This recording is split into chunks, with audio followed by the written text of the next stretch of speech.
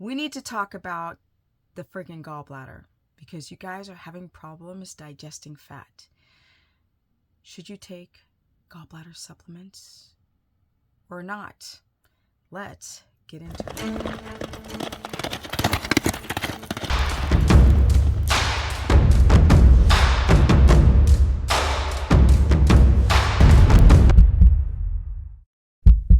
Welcome everyone to my very humble life.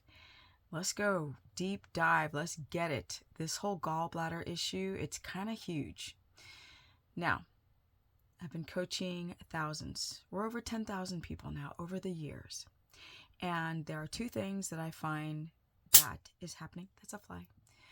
To people who do anything where it's low carb, high fat, ketogenic, carnivore, meat-based, whatever, is electrolyte problems, and the most important right now that we're going to talk about today is the gallbladder. Now, some people don't know that they have a gallbladder issue. In fact, they don't know until they crank up the fat, and then they start getting a little nauseous, or you might feel a little bloated, a little pressure on the right side, pressure in the middle of the stomach. Your neck might start hurting, I know, or back pain, or radiating pain from the middle to the back, diarrhea, loose stool, floating stool, pale stool, yellow stool. Those are most of the symptoms. Now people are getting hip to things like supplements to fix the problem, but you're either going to be of the camp of gallbladder sludge, which the doctors have a hard time seeing with an ultrasound, or you are in the camp of stones, like actual little marbles in the gallbladder, or you don't have one. So how do you fix the problem with the gallbladder? Luckily, most of you have just some sludge. But what's sad is there is more growing numbers of people having their gallbladders yanked out and removed unnecessarily. There's only a small percentage that actually have an infected gallbladder where it needs to be removed as an emergency. But if your doctor can schedule it like 3 weeks, a month out, y'all save that gallbladder. You need this organ to help break down the fat, scrubs it down so your body can absorb it. Then afterwards, and this is very important, that your body will release lipase. First, you have lipase in the stomach. It's secreted from chief cells, but it doesn't really break down the fatty acid. It helps start.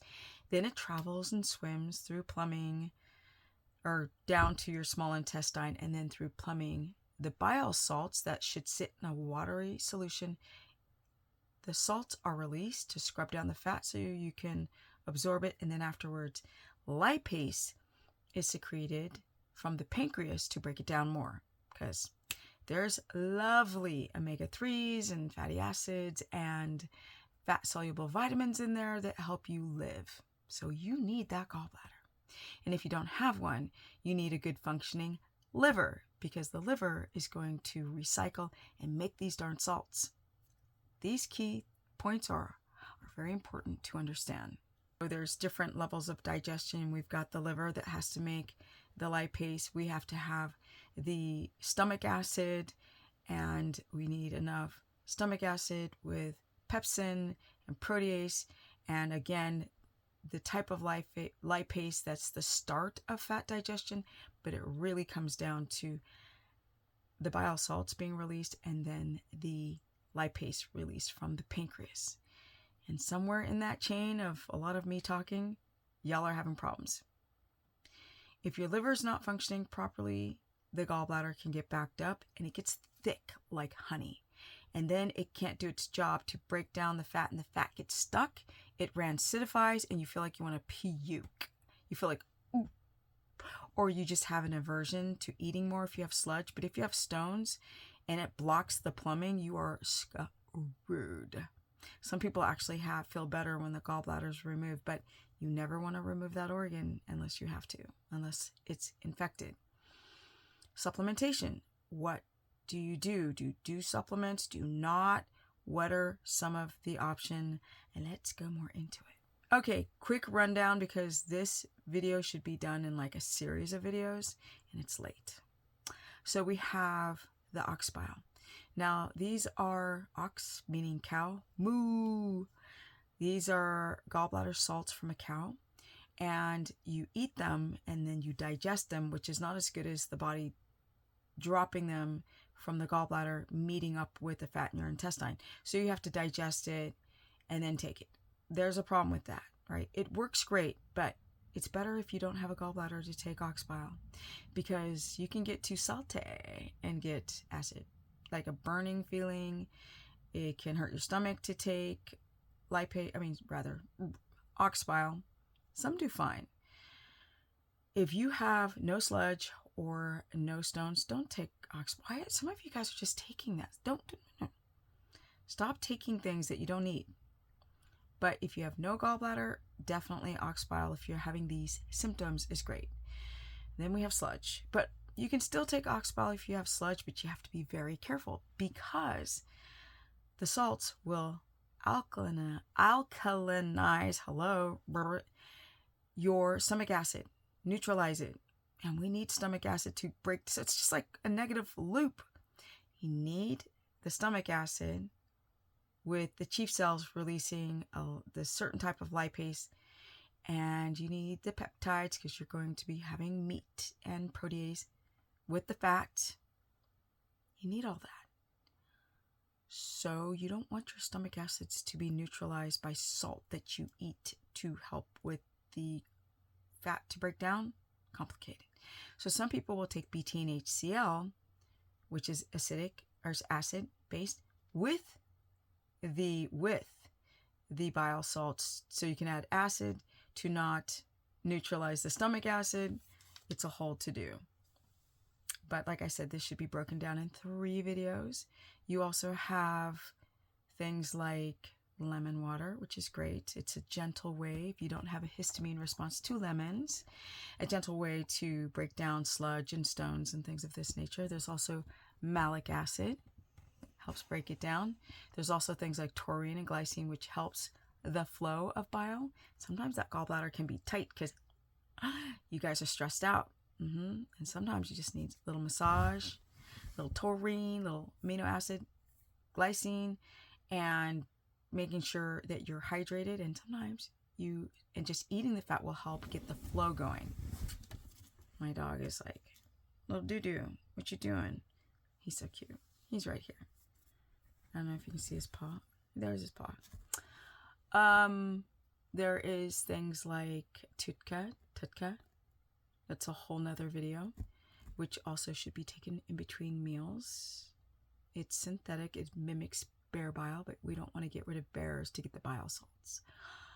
But it also helps the liver and the gallbladder. There's milk thistle, which also supports the liver and gallbladder. There's castor oil, hexane free, in a dark bottle that's glass. Massage it, or you can do a castor oil pack with heat. Yeah.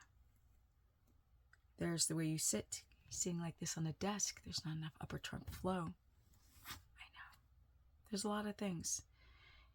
If you have a gallbladder, you want to try to stay away from bile salts.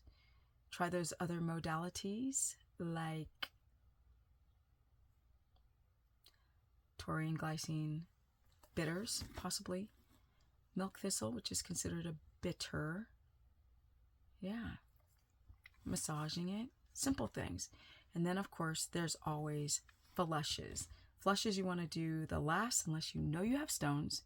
And that's where you sit on the toilet for 3 days. What's up, little dude? You sit on the toilet, and some people can actually see the marbles hit the toilet bowl. Comment below. What are you? What do you feel like you need help with?